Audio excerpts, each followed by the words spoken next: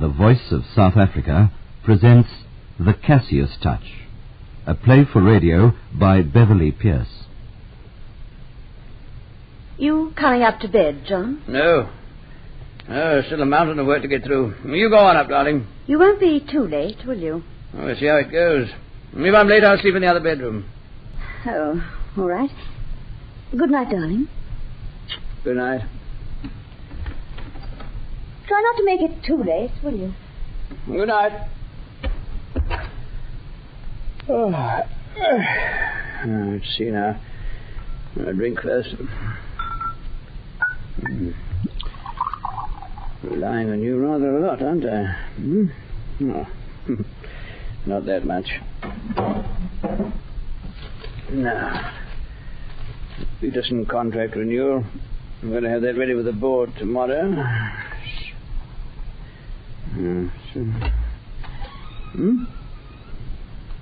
Bastard door. Let's get that cat seen to.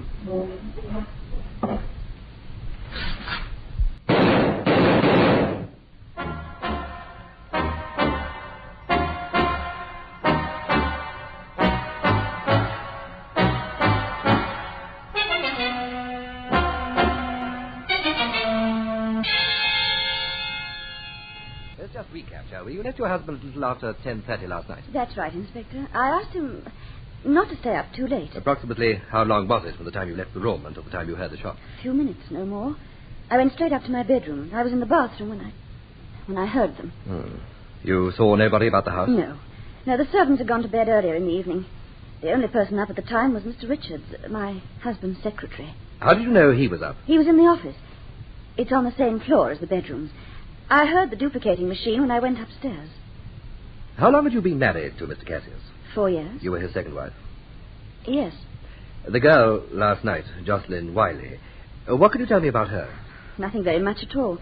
It was the first time I'd met her. David, that's John's son, well, he was obviously very taken with her. So much so that he wanted to bring her out here to meet me. Well, I think that's about all from you for the moment, Mrs. Cassius. I wonder if you'd ask Mr. Richards to come in. Oh, yes, certainly, Inspector.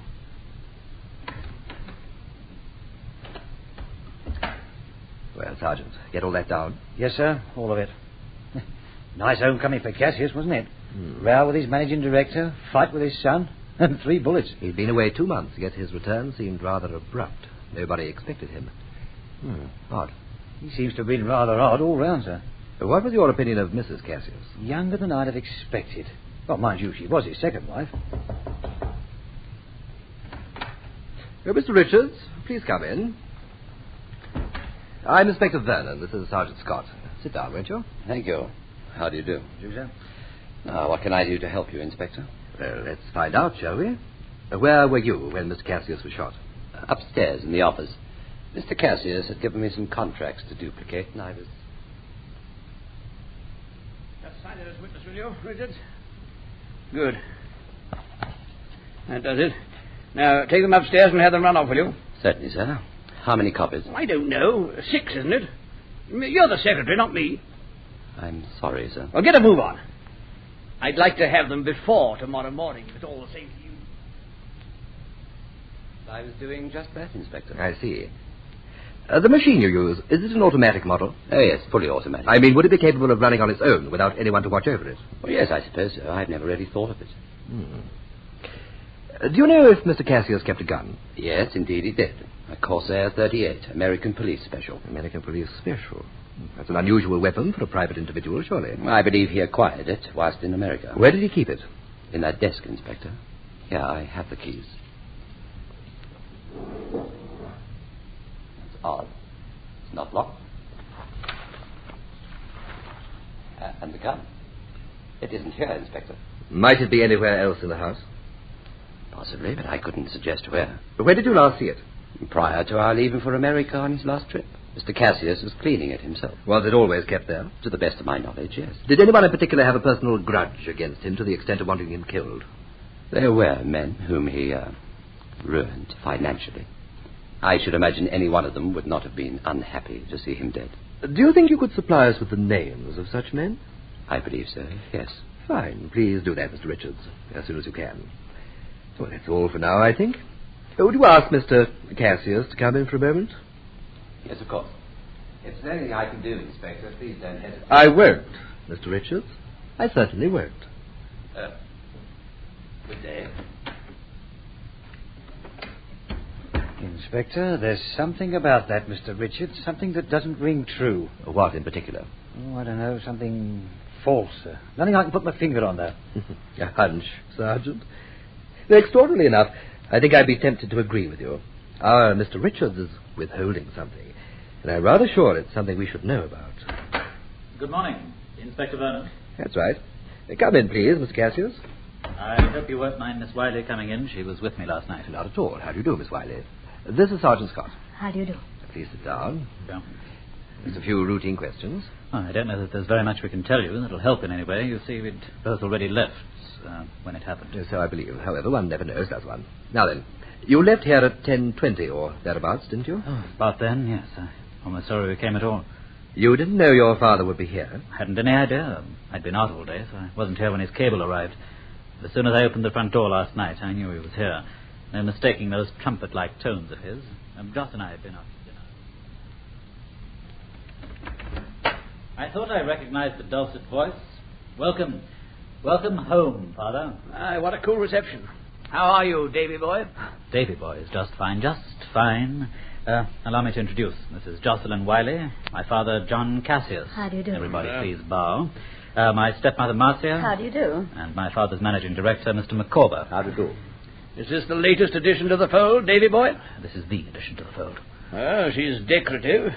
Then most of them have been, haven't they? Oh, all of them, Father, all of them. In any event, welcome to the Cassius clan, Miss Wiley. Thank you.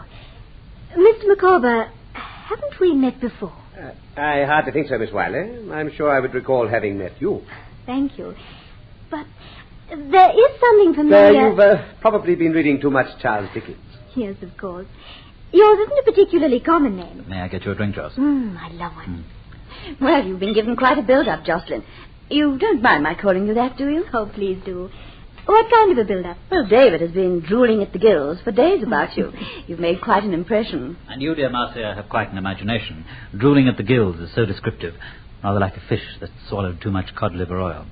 Anyway, Joss, one soothing medicinal beverage. Thank you. Cheers. Cheers.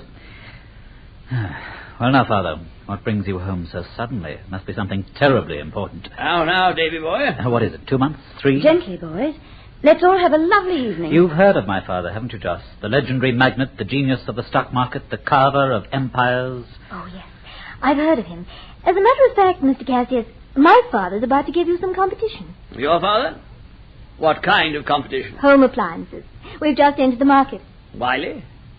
Of course. Carson and Wiley. What's so amusing, Father? Let's all laugh. Oh, nothing, Davy boy. Just something to do with the business. Well, if it's to do with business, why shouldn't I know about it? You? About business? Oh, Davy boy, you stick to your cars and your debs and your nightclubs. I'll take care of the business. Such touching faith, such confidence. I hope I won't let you down, Father, with my, what was it? Oh, yes, my cars and my debs and my nightclubs. And I've no worries on that score. After all, you've had a lot of experience in those fields, not to mention the models. Do they call them models these days, do they? Must be Monday. Dirty washing being brought out. Yes, well, I think it's about time I was getting along. Plenty of work to catch up Oh, on. Ma, sure you're not going? I'm afraid so. We old timers need to sleep. Well, good night, everybody. Mars, you won't forget that little chore in the morning, will you, old man? No, John, I shan't forget. No matter how I feel about it, you're the boss. Good night. Well, that was unlike Miles, wasn't it? He sounded so ominous.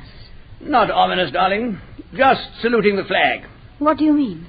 Oh, I told him to handle a couple of matters for me, and he wasn't too happy about it. I don't follow. Well, not in quite as many words. I intimated that he was not entirely indispensable. Oh, John, you wouldn't fire him, would you? If necessary, as I told Miles, I'd fire anybody, but only if necessary. And on that happy little note, dear Joss, I think we should leave. All right, David. It is getting rather late. I'm so glad we've met, Jocelyn. Please come out again. I'd like to. Thank you. Good night. Good night, Mr. Cassius. Good night, Miss Wiley. Oh, please give my regards to your father. Why, thank you. I will. Good night, Marcia. Father? Oh? Why the military-type farewell, Davy boy? Just saluting the flag, Father. I hate to think that I might be dispensable. I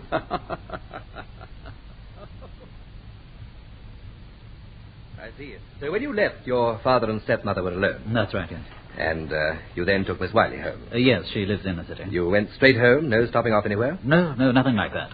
Well, not quite, David. We stopped outside, remember, when you came back? You came back here, Miss Cassius? Well, no, not really. I was going to, but I didn't actually get here. Well, perhaps you could explain that a little more clearly. Well, you see, I was coming back to collect some liquor. I thought I thought Joss might like a nightcap and something like that when I took her home. But you say you didn't come back. What made you change your mind? Well, I remembered that I had some in the car, that's all. I just started on the drive, but I didn't come right back to the house. Tell me, how long did it take you from the time you left the car to the time you returned to Miss Wiley? I don't know, a couple of minutes perhaps, 5 at the most. Why? Well, because it was no more than 10 minutes after you left that your father was shot. You think I killed him? Oh, I didn't say that, but you may have noticed someone in the grounds. Well, I didn't. Why should anyone be on the grounds? The gun was fired from beside those curtains. The killer would have had to be standing outside to shoot from there. How do you know the shot was fired from there? Powder burns on the curtains. Well, it's a pity I didn't see anyone there. Yes, it is rather. Well, however, it can't be helped. Miss Wiley, how well did Mr. Cassius know your father? Well, that's the strange part. As David told you, Mr. Cassius specifically asked me to give his regards to my father. But when I did so today, Daddy was most surprised. He said they never met before. How odd. I wonder why he should have done that. I told you, Inspector, my father had a peculiar sense of humor, if you'll pardon the phrase. Yes. How long have you two known one another? Just over 3 weeks. We've only been out a few times. And Cassius was away for the past 2 months. It's all very puzzling. He couldn't have known even that you two were seeing one another. Mr. Micawber arrived yet? Yes, he came in while we were waiting for you. Ask him to come in for a moment, will you? You finished with us? For the present, yes. Oh, Mr. Cassius, don't leave the house just yet, will you? There may be more questions later. Of course, Inspector. I wonder, Sergeant, do you suppose that young Cassius neglected to mention that he'd returned to the house accidentally or deliberately? I don't know, sir. It'd be very difficult to find that out for certain. You're quite right, it would. Sometimes I think a crystal ball would help. It'd make our work so very much simpler. Now, that wouldn't do, sir. That wouldn't do at all. Oh, really? Why not? Fortune telling, sir? That's against the law. Oh, really? Mr. Micawber, please come in. Sit down. Go. I'm sure this won't take very long. Mr. Sergeant Scott. Thank you, Inspector. How do you do, Sergeant? How do you do, sir? Now then, we've been told that you were the first to leave the house last night. That's correct, isn't it? Quite correct, What Inspector. time was this? 10:15. I'm afraid I can't be more accurate than that. Well, that's accurate enough. Perhaps you can clear up a small point that's been bothering me. Did John Cassius ever have any dealings with Miss Wiley's father? Certainly not, Inspector. He was about to, in an indirect manner, but his death prevented that. Please explain that. Henry Carson and Arthur Wiley, directors of Carson and Wiley, they were about to enter the home appliance field in competition with us. Well, Cassius didn't like the idea and wanted to start an undercutting campaign to drive them out. I told him I didn't think it was a good idea, but, well, Cassius has a mind of his own. I don't give a hoot what you think about it. That's the way it's going to be. But, John, surely there are other ways of taking care of it. I appointed you managing director of Cassius Developments to do just that. Take care of things. I'm out of the country 2 months, and you allow this piddling little company to move in on us. Carson and Wiley is a very small company. They're starting small. The same way I started 15 years ago. And today we're top of the pile. That's where we're staying, Miles. Nobody else gets so much as a nibble. Understand? Tomorrow you start the undercutting campaign. We'll run them into the ground. If you ask me, John... I'm not asking you. I'm telling you. Well, you're the boss, I suppose. There's no supposing about it. I am the boss. I hire people, Miles, and if necessary, I fire them. Is that quite clear? You'd fire me? Think about it, Miles. It's a remarkably sobering thought. How extraordinary. Why should Cassius have gone to that amount of trouble? He didn't relish competition, Inspector. Very well, we live and learn. Do you know of anyone, any specific person, who might have wanted to kill John Cassius? There are a good many people who would have liked to see him dead. He was an unbelievably hard businessman, Inspector. He made many enemies. Added to that, his personal life wasn't all that it might have been. In what way? He drank to excess, he gambled to an absurd degree, and he'd been associating with female companions for a number of years. Oh, you surprise me. Oh, he was very discreet about these liaisons, Inspector. But he had expensive tastes, and there are two ladies with whom he, consorted. I believe kept is the word. Do you happen to know who they are? Yes, I do. I assume this would be of interest to you, Inspector, so I took the trouble of writing down their names and addresses. Thank you very much. You are indeed a most methodical man. I don't think we need trouble you any further, thank you. It was my pleasure, Inspector. Inspector, I do not like that man. I know exactly what you mean, Sergeant. Yeah. I think our Mr. McCorver can stand a little investigating of his own. It'll be my pleasure, sir. Yes, we certainly shall look into that side of things, yes. John Cassius doesn't seem to have been winning any popularity contest, does he now? That's a nice piece of understatement. It's just as well that we don't allow ourselves any preconceived ideas about anyone, isn't it? In what way, sir? Well, I would have had a totally erroneous picture of Cassius, for example. Newspaper reports, gifts to charity and whatnot. And yet none of these people was particularly enamored of the man. The Cassius touch. Rather like Midas. Everything he touched turned to gold, all right. But none of it seems to have given him much pleasure.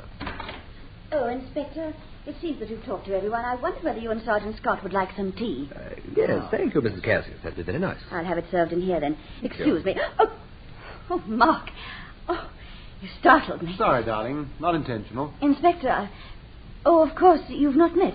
This is my brother, Mark Reynolds, Inspector Vernon. How do you do, Mr. Reynolds? Have you just arrived? Arrived? From where? I'm sure I've no idea. But I'd have thought with those sunglasses... You don't live here, do you? You sound surprised. Yes, I do. Oh, Mrs. Cassius, this is most irregular. You might at least have mentioned your brother. Mr. Reynolds, were you in the house last night? Yes, of course I was. Why, Inspector? Why? You are aware, are you not, that a murder was committed here last night? Dear John, yes. Oh, but surely, Inspector, you don't suspect me. Mr. Reynolds, I am a remarkably suspicious person. I suspect everyone. Well, I'm sorry to disappoint you, but I'm afraid you'll have to remove me from your list. Indeed, and might I ask why? Because, my dear Inspector, for the last 5 years, I've been quite blind.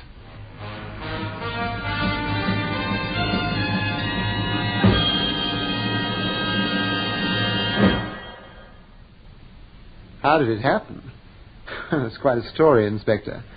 Quite a story. Perhaps you'd be good enough to tell it. Ah, the gentle barbs of the law. Ask a question, but phrase it in such a way that it is unmistakably an order.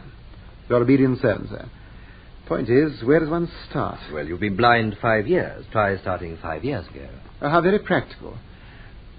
Well, up to that time, I was one of the many minions of John Cassius. I was a pilot.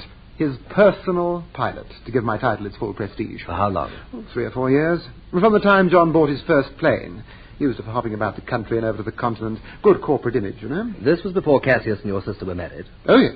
Yes, but that comes into the story, too. You'll just have to bear with me, I'm afraid. I'm sorry, go on. Well, we got on fairly well together. I suppose you have to trust somebody when you put your life in his hands. Anyway, that's not terribly important. We were on our way back from Paris after a couple of days over there on business. Nothing eventful. We'd done the same sort of thing dozens of times before. But this time there was one minor snag. The weather closed in on us. I told Cassius that it'd be rather dicey to try to land. I don't like it, John. Lower we get, the worse the visibility seems. Nonsense. Take her down. We won't have a clear view of the landing strip. I can barely make out the field itself. Well, what do you propose to do? Take us back to Paris? We haven't got time for delays. Put her down. I don't like it. I'm not asking you to like it. Just do it. Your obedient servant, Saab. Here we go. It's no use. I can't see a blessed thing. I'm taking her up whether you like it or not. Watch out! Those trees!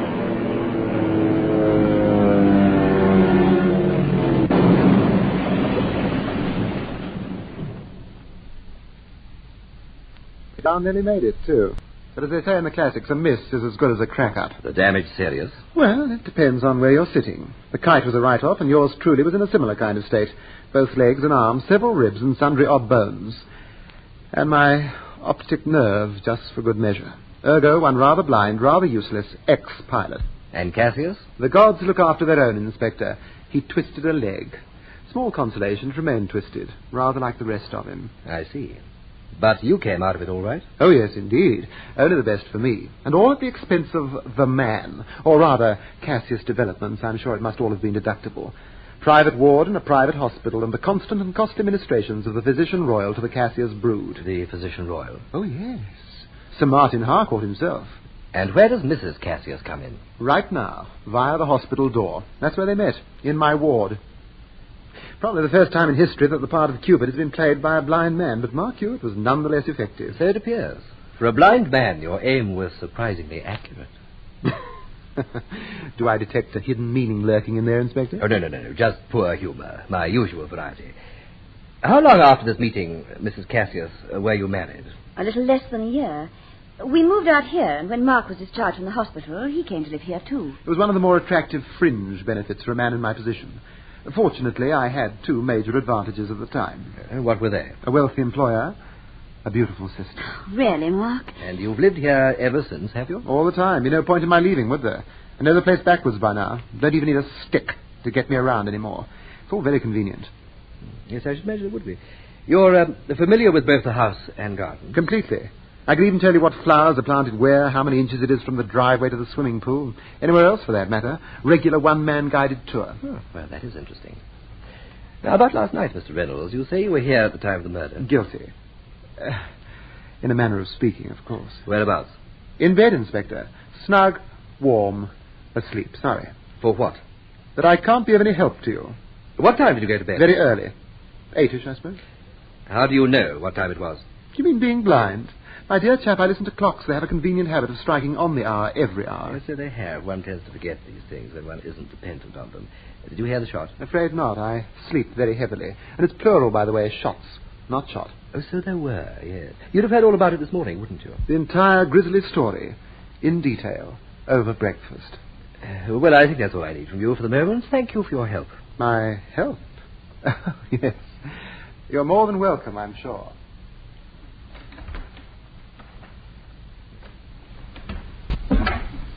Well. You might say that that lot is quite a kettle of fish, Sergeant. And do any of them smell a bit peculiar to you, sir? Hard to say. But I do find myself with nostrils aquiver. That's a pity about people like Cassius. They know too many people. Leaves the field of suspects wide open. Now, who have we got on our books right now? Well, sir, almost any of the people who were here last night. Then we've got the business enemies that both Richards and McCorber talked about. That should be an interesting little list. Yes, Mr. McCorber's little note. Let us not forget those two indolent ladies of pleasure, shall we? Ladies of leisure, sir. Yes, Sergeant. You'd like me to handle that side of things for you, sir? We'll both talk to them, I think. Very good, sir. Hello? No, it's Sergeant Scott speaking.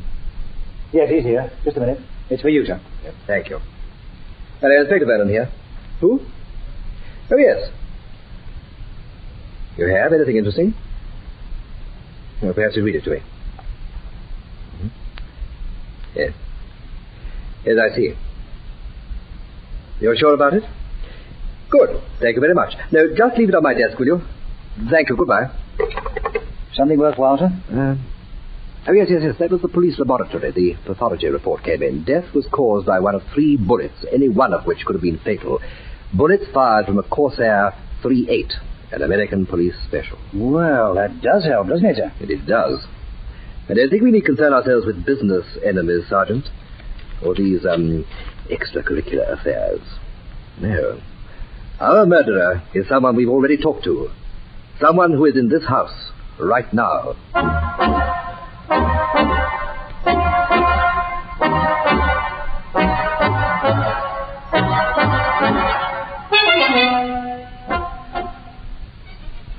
Well, Sergeant, I've had a look at the will. It helps us in that it supplies motives, all right, but at the same time it complicates matters. Too many motives, perhaps. And who gets what, sir? Mrs. Cassius and young David get most of it. The bulk of the estate is divided between them. McCorber comes into a large slice of the business itself, quite a hefty slice, I might add. The secretary, Richards, gets a nice fat £10,000 tax-free, and Mark Reynolds is taken care of for life. Reynolds? In what way, sir? £5,000, tax-free per annum for the duration of his natural life, unquote. Gee, like you said, sir, that certainly does provide all of them with motive. Yes, indeed it does. Too many suspects, too few clues. Let's take a look at them, shall we? Shall I take some notes, sir? No, more or less just thinking out loud. Ah. Now, in the first place, Cassius was alone when he was shot, no witnesses. Therefore, every one of our suspects could have had an opportunity. Secondly, motive. They all stood to gain. Including Miss Wiley, sir? Yes, but we'll come to her in a moment. Number one, Marcia Cassius. Motive? Yes. Opportunity? Yes. She could have been telling the truth up to the point of saying goodnight to her husband. Then, instead of leaving, she could quite simply have walked to the window, shot him, and walked right out again. She'd have run the risk of bumping into someone on the way back to her bedroom. Not if she went into the garden and returned through one of the side doors. Ah, yes. 2, David Cassius. He inherits handsomely. He could have shot his father at the time he says he was coming back to the house to collect liquor which he didn't really need and which he didn't get. It would have been cutting it rather fine, sir. Yes, it doesn't take much time to pull a trigger 3 times. And by the way, those 4 or 5 minutes would have given Miss Wiley the opportunity as well. What about her motive, sir? Nothing very definite. Still, if she had learnt about Cassius's little plan against her father, well, let's not stare at that for a motive. People have killed for far less. How right you are, sir. 4, Miles Micawber. He inherits too. And he was also the first to leave the house. Possibly intentionally. He could have left, parked his car somewhere nearby, and come back. It wouldn't have been very difficult. That leaves us Paul Richards and Mark Reynolds. Yes, it does. Richards. 10,000's a nice fat motive for a man in his position. He was supposed to have been in his office, but that duplicating machine could have been working automatically. That would have allowed him to slip out, come round to the window, shoot Cassius, and return to the office in the same way. Very neat. Yes, that duplicating machine isn't really much in the way of an alibi. Now, so what about Reynolds? You're not seriously considering him, are you? You mean because he's blind? Oh, yes, sir. Sergeant, tell me something. According to the pathology report, any one of those 3 bullets would have been fatal. Why 3 shots? Well, to make sure, I suppose, sir. Yes, exactly. To make sure.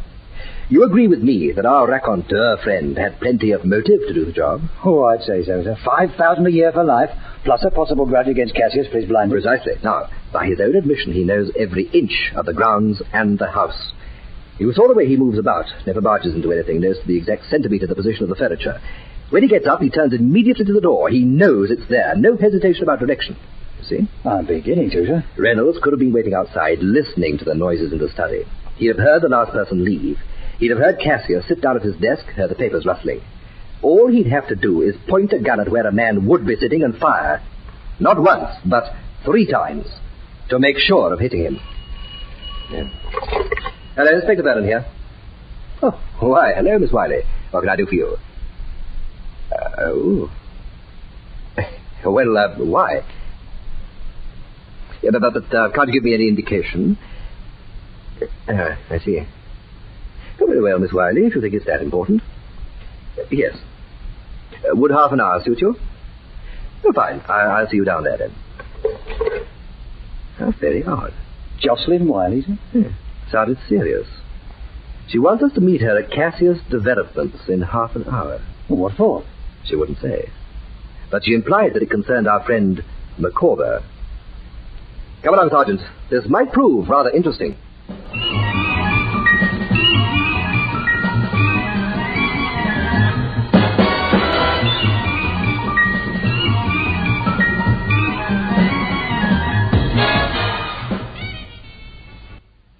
My dear Inspector, do please come in.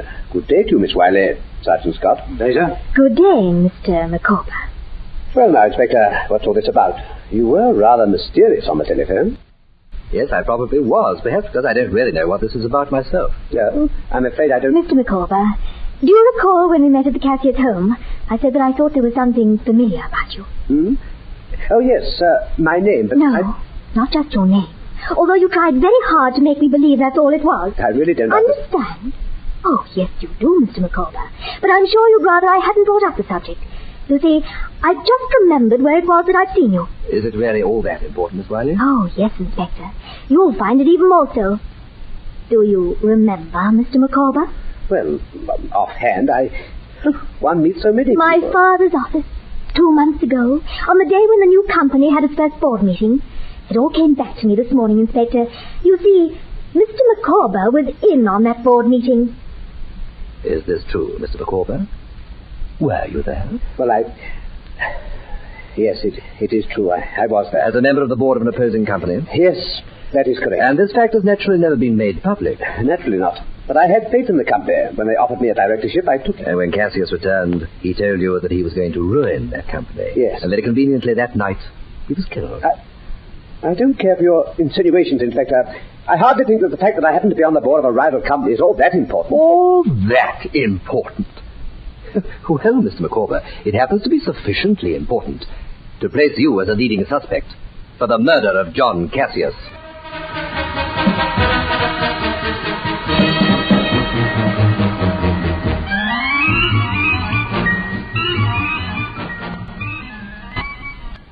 Good morning, Mrs. Cassius. Sorry to trouble you again. This won't take long. That's quite all right, Inspector. How can I help you? We had a word with Sir Martin Harcourt this morning, your family physician. Oh? About anything in particular? One or two things. Your brother, he seemed to recover remarkably quickly from his accident. Oh, yes. Mark has always been stoic. Barring accidents, I don't think he's ever been really ill. Yeah. Sir Martin was puzzled about something. It seems he advised Reynolds to come in for regular checkups, advice that your brother chose to ignore. Mark was quite vehement about it. He doesn't have a very high regard for the medical profession at the best of times. He says as long as he isn't ill, what's the point of seeing a doctor? In all this time, 5 years, he hasn't needed to see one? No, not really. Oh, there have been the usual minor accidents. Falling over unexpected things, bumping into walls. The occupational hazards of being blind, I suppose. But nothing serious enough to warrant calling in Sir Martin. I see. Now, about your husband. He just returned from a trip to America which lasted 2 months. That's right. And prior to that? How do you mean? How long had he been here before going off on that trip? Oh, John was quite a globe-trotter. He'd been here, a little over a month. You see, before that, he'd been on a business trip to the Far East. How long was he away for on that occasion? Another 2 months. I see. It must have been lonely for you. It's part of the price one pays when one marries a man like John Cassius. Yes, of course. Now, let's just summarize, shall we? The past 5 months, he was away for 2 months. Here for 1 month, away for another 2 months. That's right. Yes, Inspector. I've just said so. Yes, so you did. You have no children of your own, Mrs. Cassius? No, none. Had you and your husband planned on having any? The situation never arose. I suppose, had it happened, John would have been quite happy. Is all this necessary, Inspector? Yes, Mrs. Cassius, it is. Very necessary. Sergeant Scott? Yep. Would you do that now? Just give us a few minutes. Right, you are.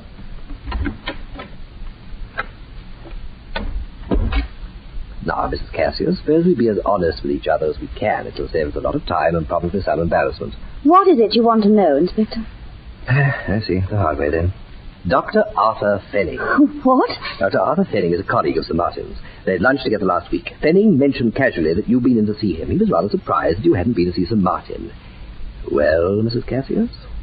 Well, Inspector. You saw Fenning on the 2nd of the month. He examined you and gave you certain tests. Yes? Tests which later confirmed your pregnancy.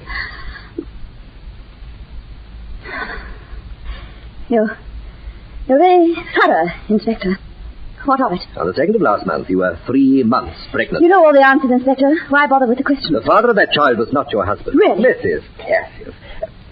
Look, at the time of your conception, your husband was on a business trip to the Far East. Very well, Inspector.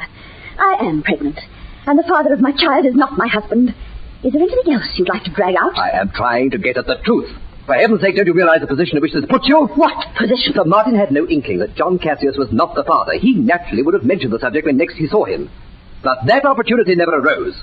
Your husband was murdered the night he came home. And that gives me an ideal motive, does it? You and the real father. Who is he? That, Inspector, you shall never know. You see, there is no way of your finding out unless I tell you. And I do not intend to. Oh, Paul! You wish to see me, Inspector? Yes, Mr. Richards, I do. Please sit down. Now, you were personal secretary to John Cassius for 3 or 4 years, I believe you said. Yes, that is correct. You accompanied him on all his business trips, both in this country and abroad. Yes. Always? Yes. Including the last trip to the Far East? Well, yes. You hesitated. Why? Well, Nothing really. Were you with him for the entire duration of that trip, the full 2 months? Well, no. You see, during that time, there were 2 emergency meetings here. Mr. Cassius couldn't attend them himself, so he sent me as his representative. Inspector, really, Mrs. Cassius, will you please not interrupt? Now, look here. How long did you come back for? Approximately a week, but I Did that week cover the end of 1 month and the beginning of the next? Yes, I think so. Let me see. Yes, it was from the 27th to the 4th. Yes. Yes, of course. It would have included the 2nd of the month. Aren't you rather jumping to conclusions? I don't think so. Proof, Inspector. You have no Mrs. proof. Cassius, Mr. Richards, were you and Mrs. Cassius lovers? What? How dare you? Were you the father of her child? Her child? Her child? He didn't know. He didn't know. Easy now, my darling, easy. Believe me, please, I'm simply sorry that it has come out like this. How did you know? How did you know? Oh, it was no great detective work on my part. Not the less savory aspects of an investigation, the anonymous note. Did you know that Marcia Cassius and Paul Richards were lovers? That's all. It's typed, and of course there's no signature. Naturally, no fingerprints either. Here. It's typeface. I'm almost sure. But it looks very much like the type on my machine upstairs. Really? Is there another typewriter in the house? I don't believe so. Mrs. Cassius? No, there is only the one. Perhaps you'd be good enough to check that for me, Mr. Richards. If you would merely type out this sentence several times. We'll have an expert examine the specimens later, but I should rather imagine they will be from the same machine. Marcia, will you be all right? Yes, Paul, I'll be all right. Come back down again when you've done with that, will you?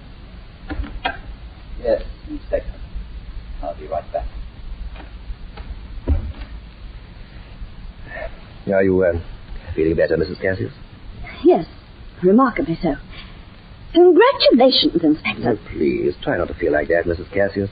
I assure you I regretted that scene as much as you do. What a sick, sordid way for our love to be dragged out. Look, I'm in no position to, set in any kind of judgment on you, or indeed even to make comment. Whatever that is between you is your own business, but I'm afraid that it is now part of the investigation. I sincerely hope, for the sake of you both, that it means no more than that. Oh, so gallant, Inspector. So very, very gallant. You know as well as I do what will happen when this gets out. It will no longer be a love, something very, very beautiful. Oh, no, just dirty. It need not be like that at all. What do you mean? Well, strange as it may seem, although one is a policeman, one is still a human being.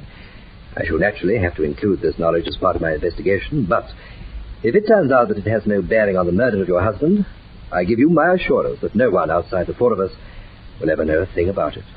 You do that? You'd keep it to yourself? Mrs. Cassius, is there any reason why? Oh, Paul! Paul!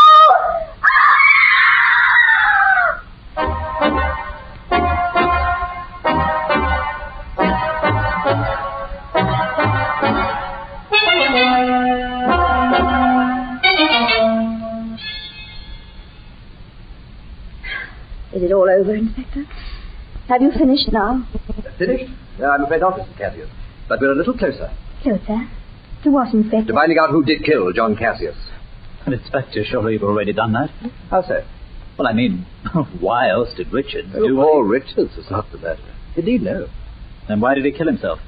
You know, I've always found it keeps things in perspective if one talks in an impersonal sort of way. Now, early this morning a note was delivered to my office.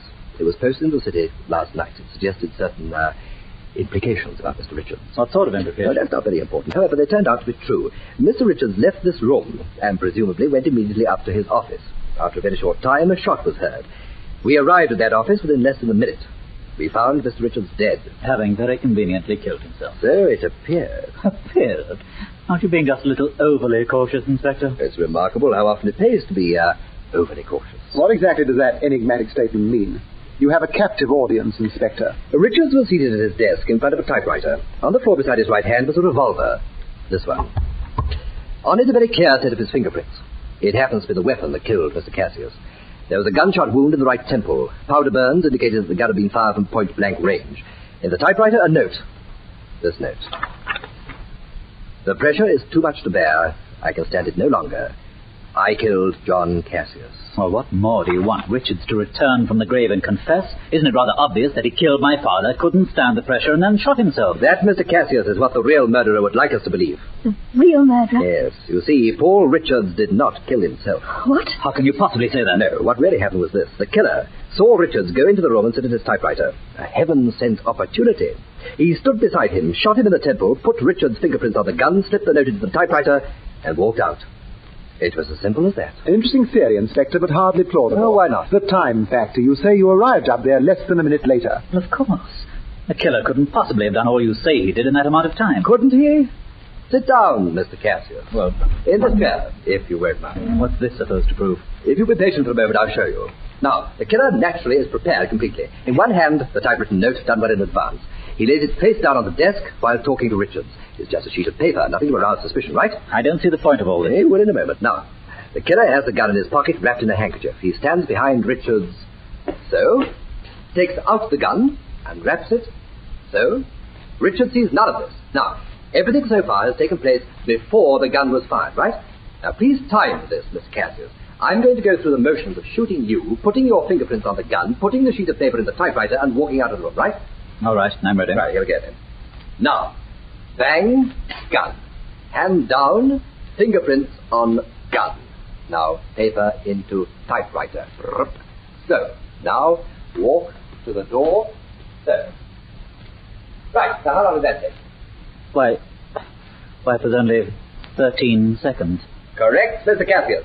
But even if it took 30 seconds, it has been sufficient. The first person to arrive on the scene did so a minute after the shot. It was really quite ingenious. At the risk of sounding repetitious, Inspector, it's an interesting theory. But how can you substantiate it? Once we ruled out suicide, that was the only... But how do you rule out suicide? The killer was very clever. He typed out the note well in advance, and then was most careful to wipe his fingerprints off the keyboard. There are still no fingerprints on those keys. Unless Richards employed divine guidance, he did not type out the so-called suicide note. But he could, theoretically, still have shot himself. Oh, no. The gunshot wound was in the right temple. Well, what has that to do with anything?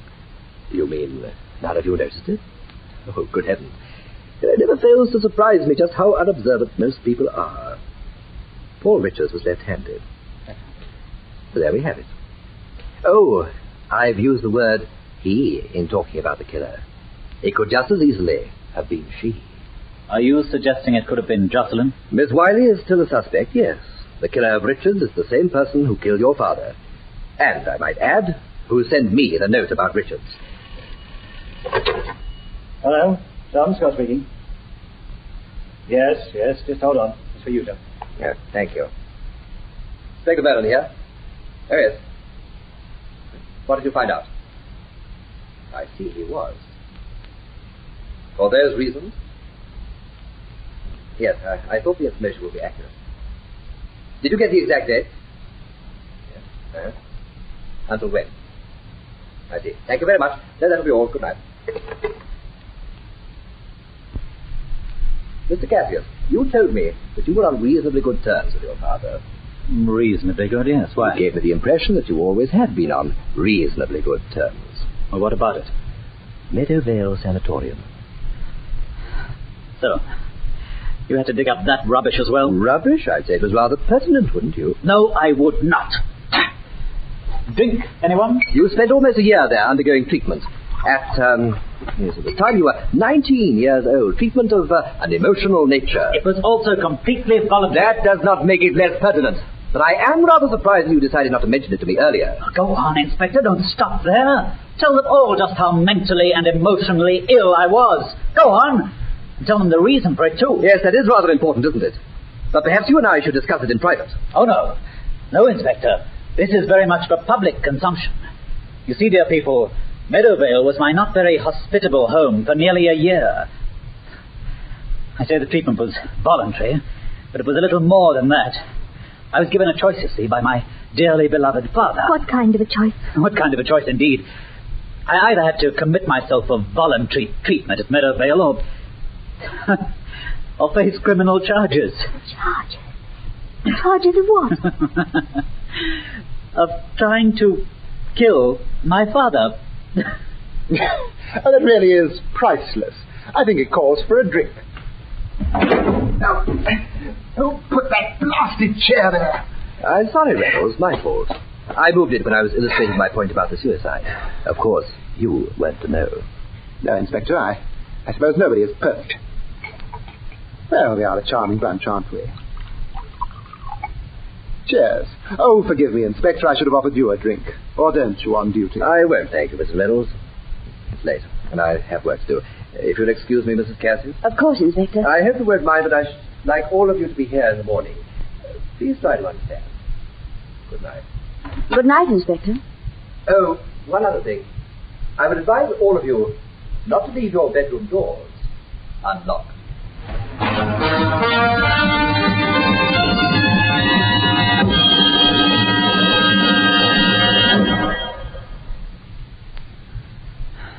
You want to tell me the rest of it? Oh, there isn't a lot more. My father became more and more impossible. It was the same story, repeated day after day after day. But it got to a stage where we were both looking forward to the times when he didn't come home. When it gets like that, it's about as bad as it can get. My mother was never... Well, she was never very strong. I saw what it was doing to her, eating it all the time.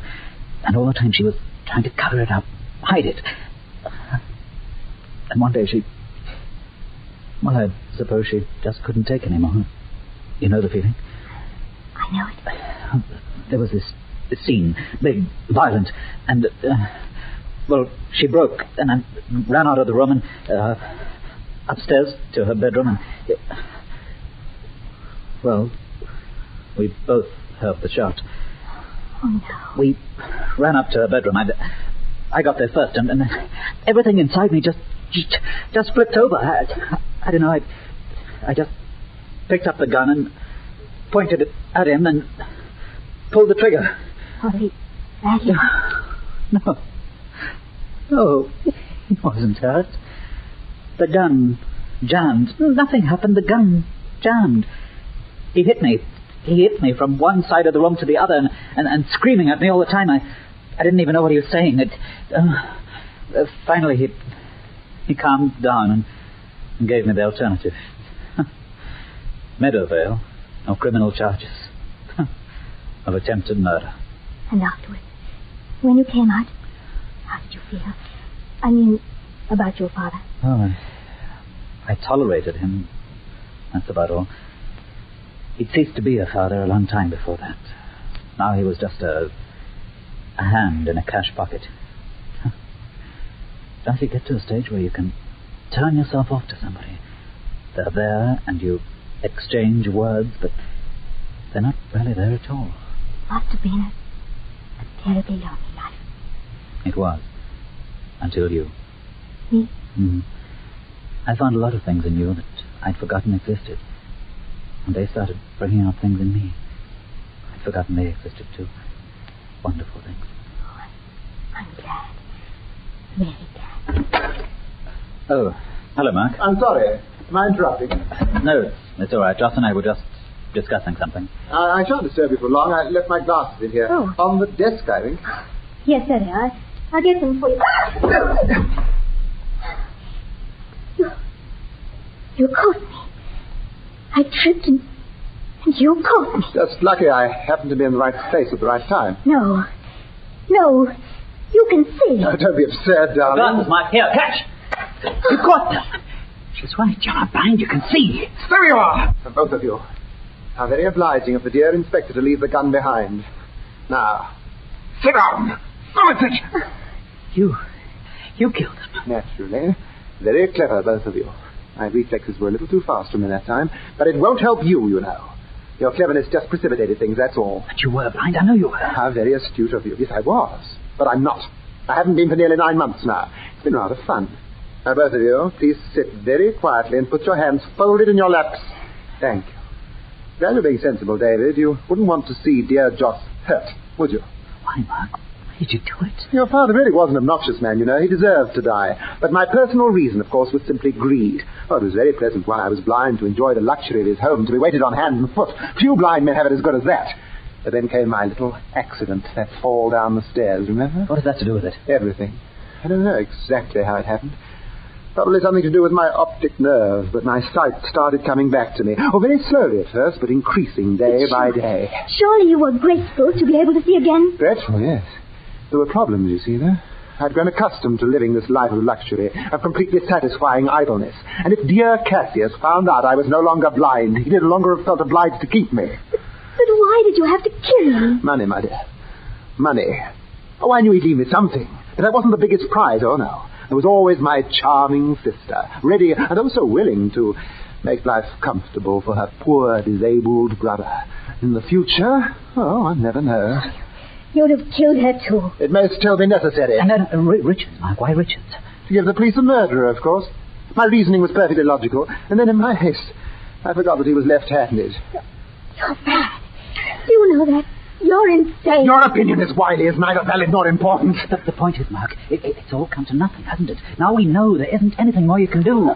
Oh, David, how childish you are. I told you, I suppose, because of vanity. I wanted an audience. But it's going to be a short-lived audience. Don't mean that. Oh, my dear boy, you're perfect, don't you see? The main suspect, who's believed to be a little bit insane. In a few moments, the people in this house will hear 2 shots. Mark. When they come in, you two will be quite dead. The gun will be in your hand. And what will everybody believe? Why, simply that you knew your time was up, that you shot Joss and then yourself. It's ingenious, isn't it? You can't do that. You'll never get away with it, Dear Mark. boy, there's nothing to stop me. Good night, children. Thank you, Reynolds. I'll take the gun. There you are. Don't move, any of you. There's nothing you can do, Reynolds. There are men outside. The whole place is surrounded. You heard it all, didn't you? Everything. Yes, everything. A beautiful little trap. But how did you know? How did you know? We didn't, really. But the list of suspects narrowed itself down rather considerably. Mrs. Cassius was with us when Richard was shot, so that led her out. Neither Micawber nor Miss Wiley was anywhere near this house at the time. We have had them watched, of course. So that left you and young David here. It seemed reasonable to suppose that the killer would make some move tonight. We simply watched and waited. Oh, no. You found your killer, Inspector, but you haven't caught him yet. Let's go, Reynolds. Give me the gun. Oh, no. There's nothing you can do. One thing. You're the cause of all this. I'm taking you with me. Reynolds, that gun is loaded with blanks. What? You lie. You lie. You lie. Oh. Come, Reynolds. On your feet. Let's go. My eyes. My eyes! I can't see! I can't see!